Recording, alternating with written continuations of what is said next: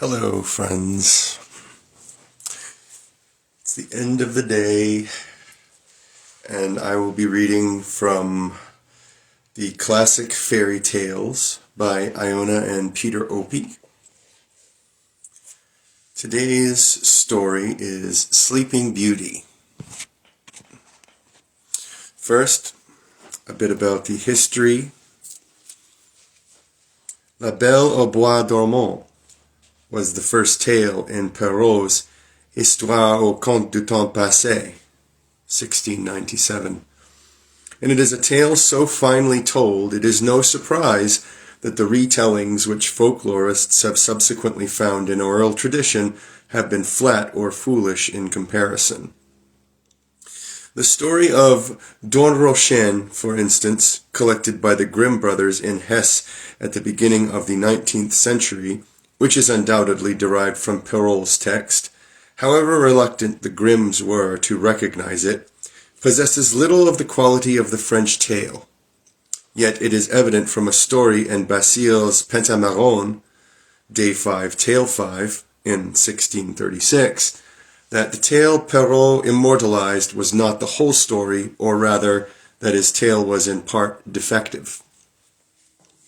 In this 17th century Neapolitan story, a great king commands the wise men of his country to assemble and tell him the future of his newborn daughter named Talia. The wise men confer and agree that peril will come to her from a splinter and some flax. To safeguard his child, the king orders that no flax or any similar material shall enter his palace. But one day when Talia has grown up, she is standing at a window and an old woman passes by who is spinning. Due to the king's injunction, the princess has never seen anyone spinning, and she asks if she may try it. No sooner has she taken the distaff in her hand and begun to draw out the thread than a splinter gets under her fingernail and she falls dead. Her father, stricken with grief, places Talia's body on a velvet chair and, locking the gates of the palace, which is in the middle of a wood, abandons it forever. Some time later, we are not told how much later, a king is out hunting, and his falcon flies into a window of the palace. Since the bird does not return, he follows it, explores the building, and is astonished to find it deserted except for the princess, whom he takes to be asleep. He cannot rouse her, yet falls in love with the insensible body, as did the prince who came upon Snow White laid out in her coffin. But, being less courteous, he rapes her, leaves her, and forgets her. 9 months later, Talia gives birth to twins, a boy and a girl. The infants are looked after by fairies and feed at their mother's breast. One day, one of the infants mistakenly sucks at her finger, the finger that has been pricked, and draws out the splinter, restoring Talia to life.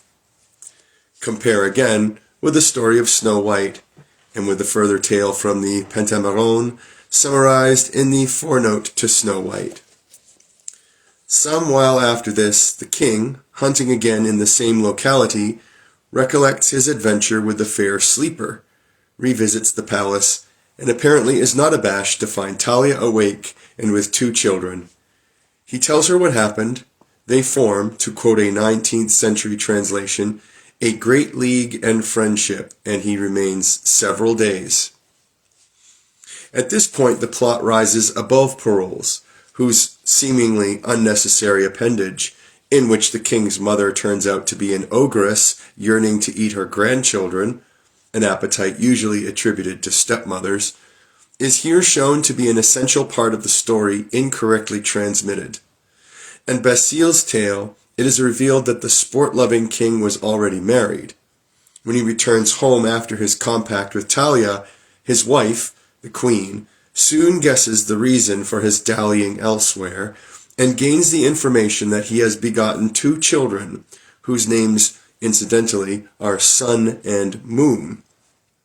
Le Jour et l'Aurore, the 2 children in Perrault's tale. Her jealousy and consuming desire to kill her husband's bastards is thus understandable, even if not pardonable. By a trick she obtains possession of the children and consigns them to the cook, with orders for their throats to be cut and their flesh to be made into a savory hash.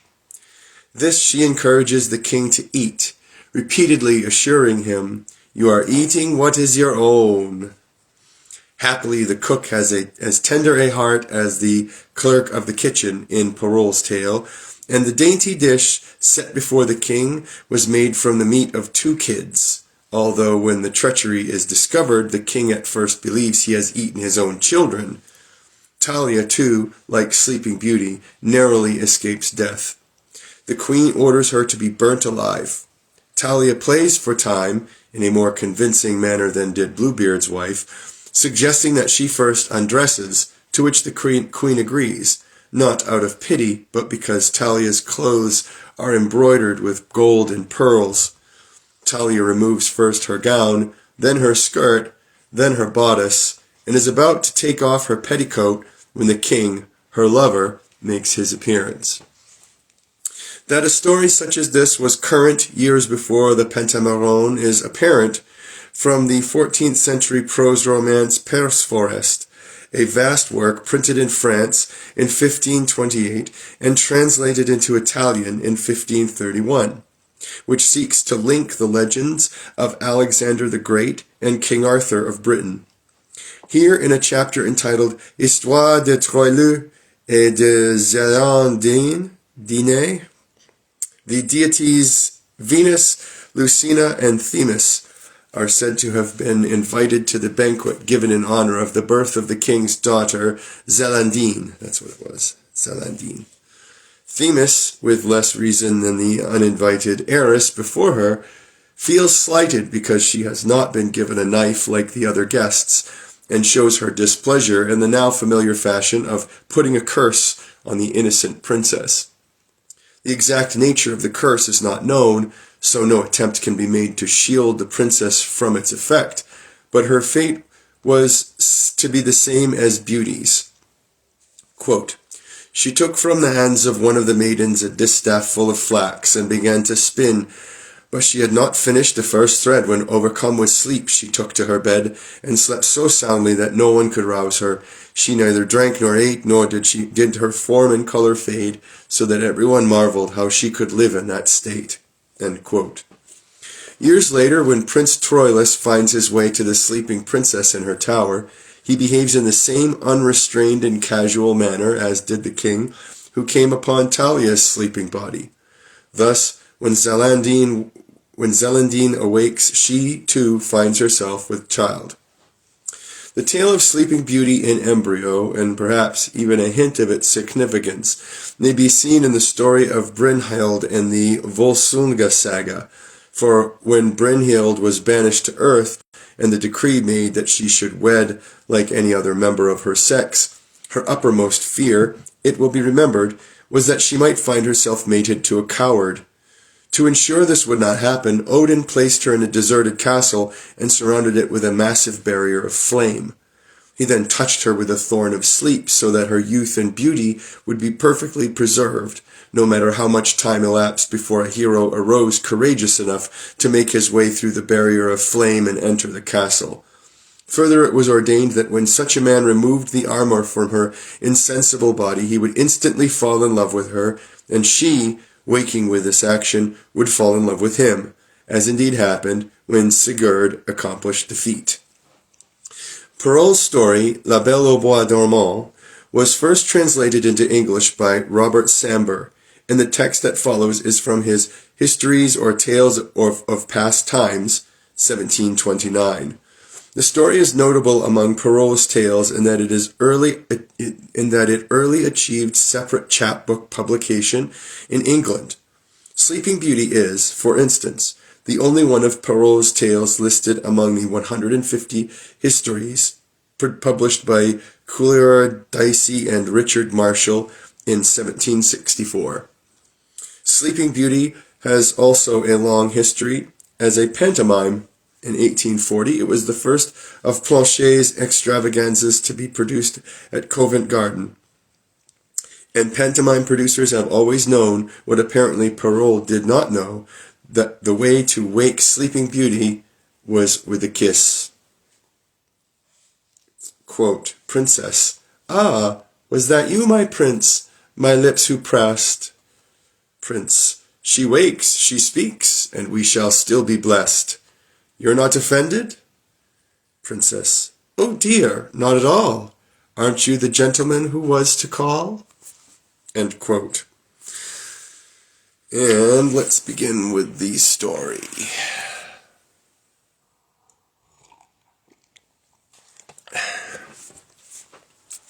The Sleeping Beauty in the Wood. There was once upon a time a king and queen who were so sorry that they had no children, so sorry that it was beyond expression. They went to all the waters in the world, vows, pilgrimages, everything was tried and nothing came of it. At last, however, the queen was with child and was brought to bed of a daughter. There was a very fine christening, and the princess had for her godmothers all the fairies they could find in the kingdom, of whom they found 7, that every one of them might give her a gift, as was the custom of fairies in those days. By this means the princess had all the perfections imaginable. After the ceremonies of the christening were over, all the company returned to the king's palace, where there was prepared a great feast for the fairies. There was placed before every one of them a magnificent cover with a case of massive gold, wherein was a spoon, knife, and fork, all of pure gold, set with diamonds and rubies. But as they were all sitting down to dinner, they saw come into the hall an old fairy, whom they had not invited, because it was now above 50 years since she had been seen out of a tower, and they thought her either dead or enchanted. The king ordered her a cover, but could not give her a case of gold as the others, because they had 7 only made for the 7 fairies. The old fairy fancied she was slighted, and muttered some threats between her teeth.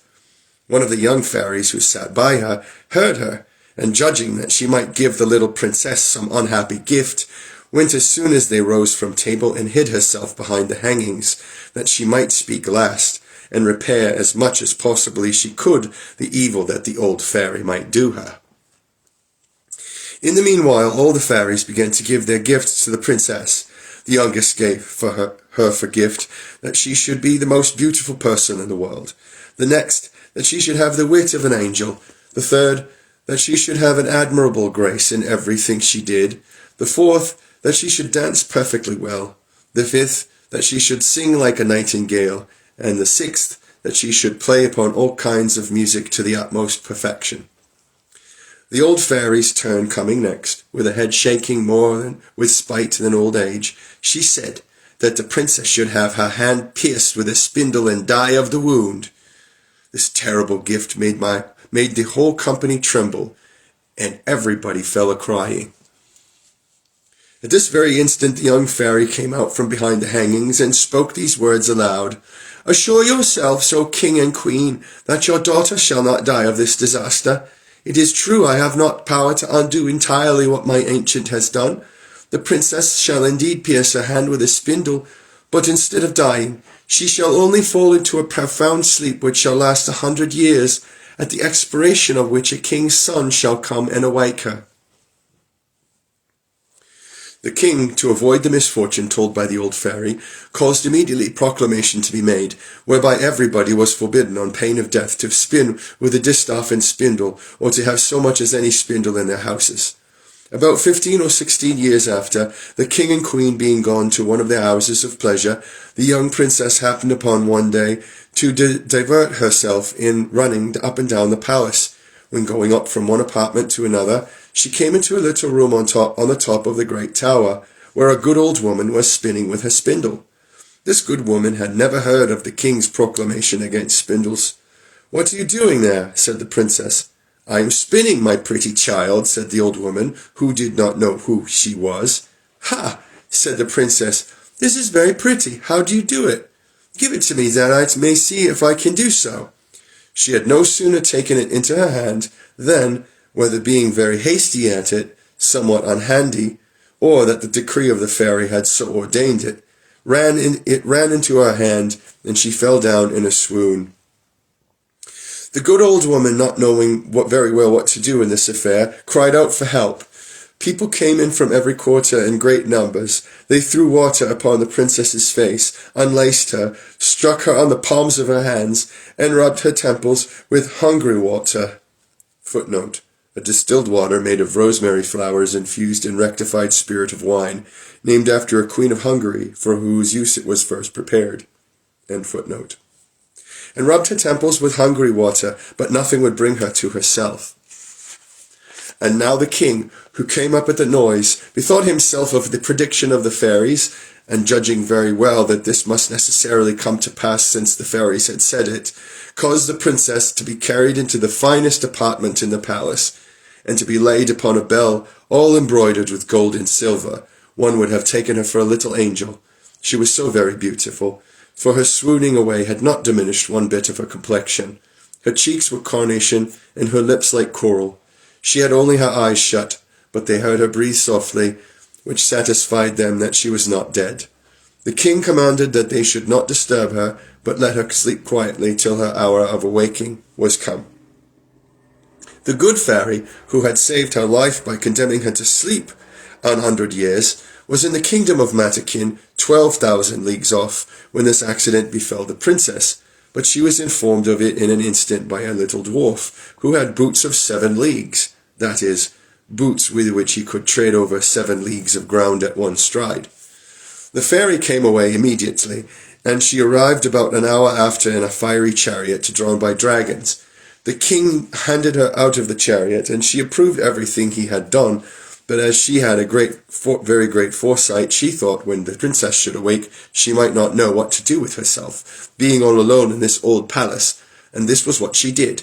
She touched with her wand everything that was in the palace, except the king and the queen, governesses, maids of honour, ladies of the bedchamber, gentlemen, officers, stewards, cooks, undercooks, scullions, guards with their beef-eaters, pages, footmen. She likewise touched all the horses that were in the stables, as well pads as others, the great dogs in the outward court, and pretty little Mopsy too, the princess's little spaniel bitch that lay by her on the bed.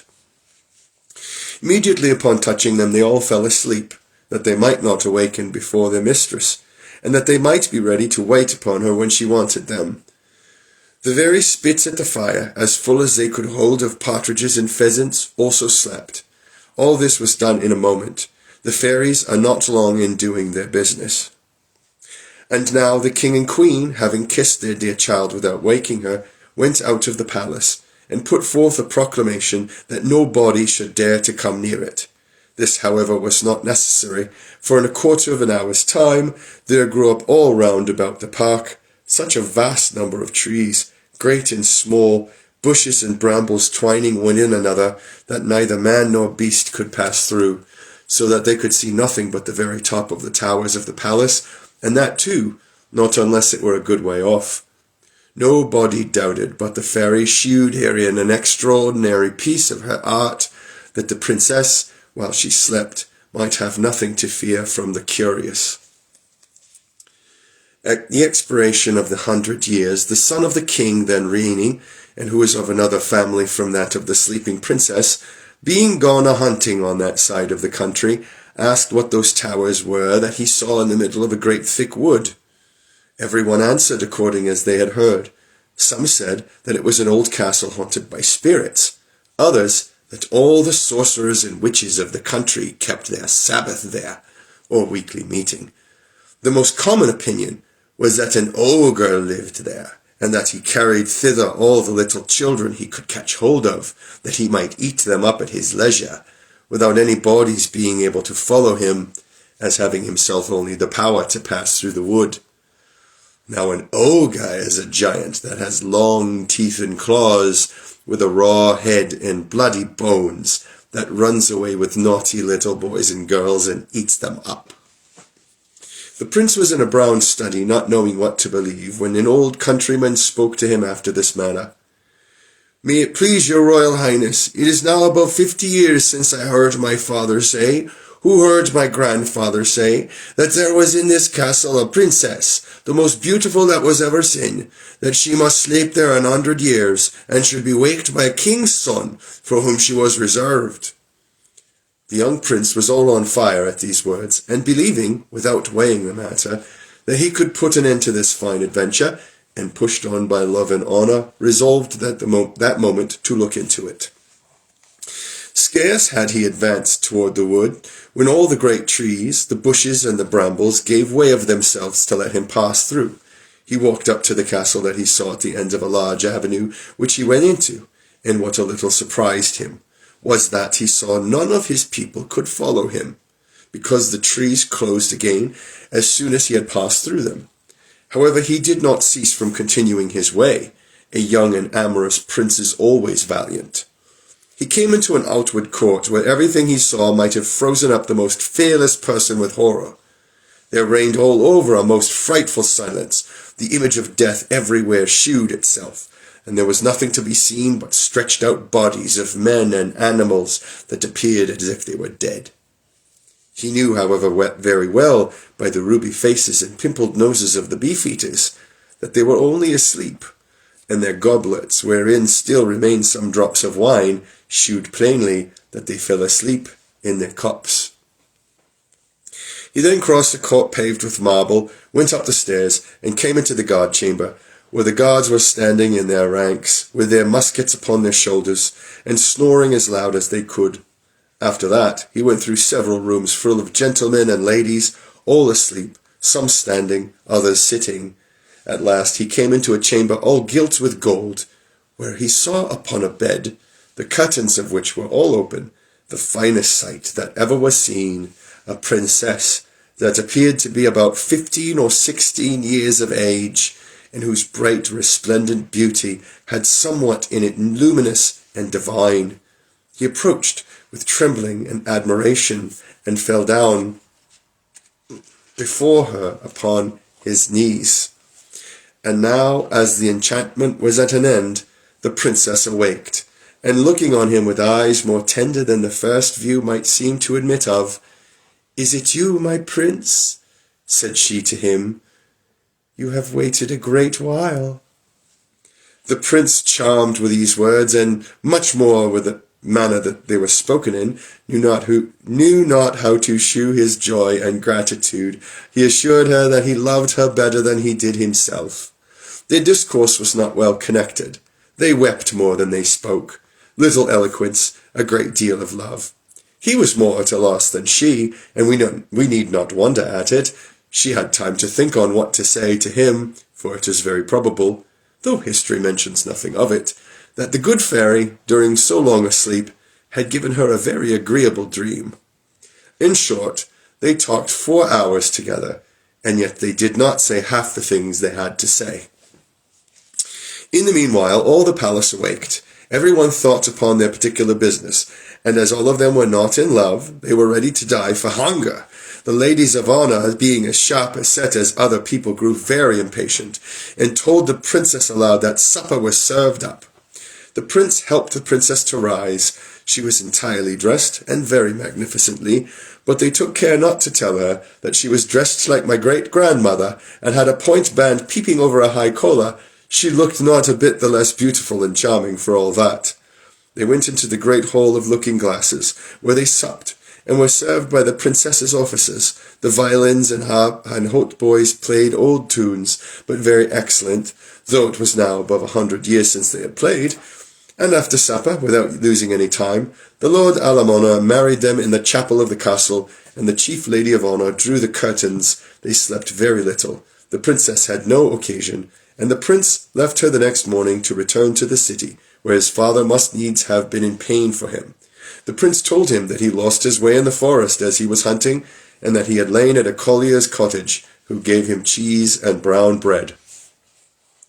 The king, his father, who was a good man, believed him, but his mother could not be persuaded this was true, and seeing that he went almost every day a-hunting, and that he always had an excuse ready for so doing, though he had lain out 3 or 4 nights together, she began to suspect that he had some little amour, for he lived with the princess above 2 whole years, and had by her 2 children, the eldest of which, who was a daughter, was named Morning, and the youngest, who was a son, they called Day, because he was a great deal more handsome and beautiful than his sister.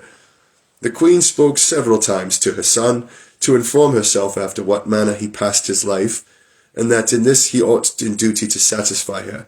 But he never dared to trust her with his secret. He feared her, though he loved her, for she was of the race of the ogres, and the king would never have married her, had it not been for her vast riches. It was even whispered about the court that she had ogreish inclinations, and that when she saw little children passing by, she had all the difficulty in the world to refrain falling upon them, and so the prince would never tell her one word. But when the king was dead, which happened about 2 years afterward, and he sought himself lord and master, he declared publicly his marriage. He went in great ceremony to conduct his queen to the palace. They made a magnificent entry into the capital city, into which she rode between her 2 children.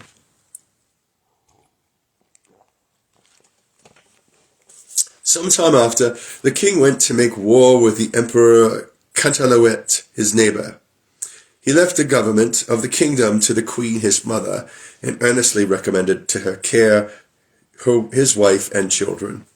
He was obliged to continue his expedition all the summer, and as soon as he departed, the queen mother sent her daughter-in-law and her children to a country house in the woods, that she might with greater ease put in execution her horrible desires.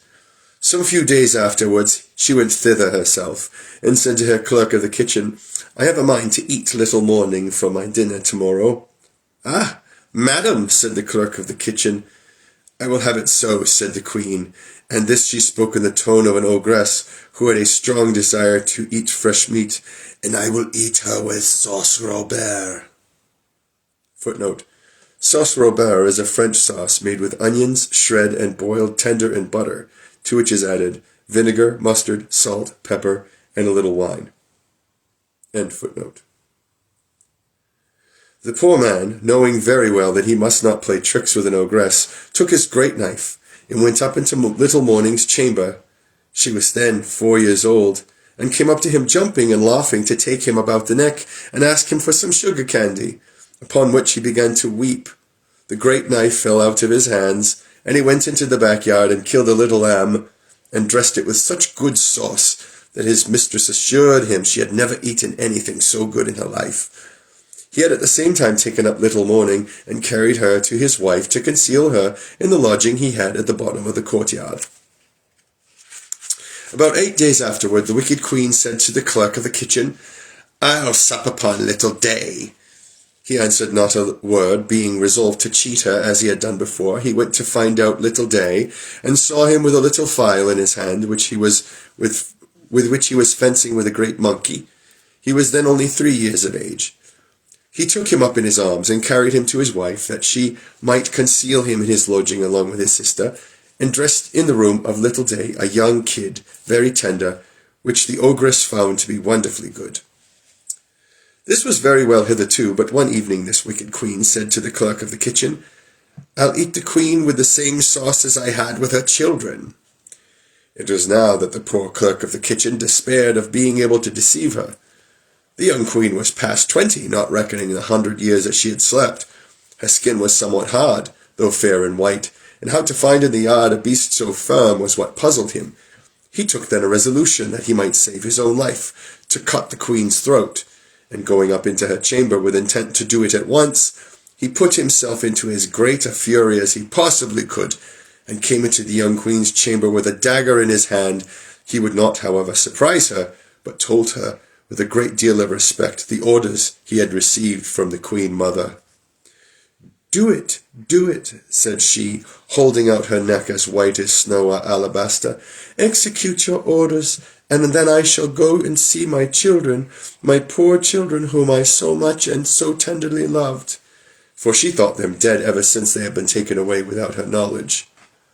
"No, no, madam," said the poor clerk of the kitchen, all in tears. "You shall not die, and yet you shall see your children again. But then you must go home with me to my lodgings, where I have concealed them, and I shall deceive the queen once more by giving her in your stead a young hind."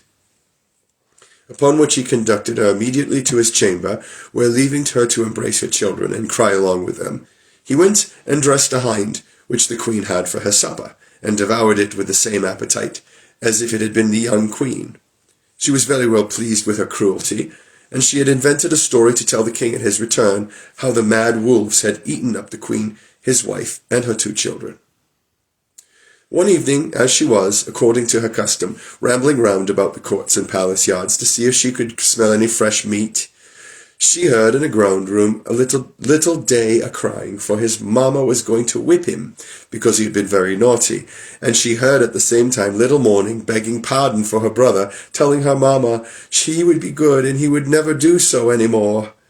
The ogress knew presently the voice of the queen and her children, and being quite mad that she had been thus deceived, she commanded next morning by break of day, with the most horrible voice, which made everybody tremble, that they should bring into the middle of the great court a large tub, which she caused to be filled with toads, vipers, snakes, and all kinds of serpents, in order to have thrown into it the queen and her children, the clerk of the kitchen, his wife and maid, who she had given orders should all be brought thither with their hands tied behind them. They came accordingly, and the executioners were just going to throw them into the tub, when the king, whom they did not expect so soon, entered the court on horseback, for he came post, and asked with the utmost astonishment what that horrible spectacle meant. No one dared to tell him, when the ogress, all enraged to see what had happened, threw herself head foremost into the tub, and was devoured in an instant by the ugly creatures she had ordered to be thrown into it for others. He could not be but very sorry, for she was his mother, but he soon comforted himself with his beautiful wife and his pretty children. The end. The next story will be Little Red Riding Hood.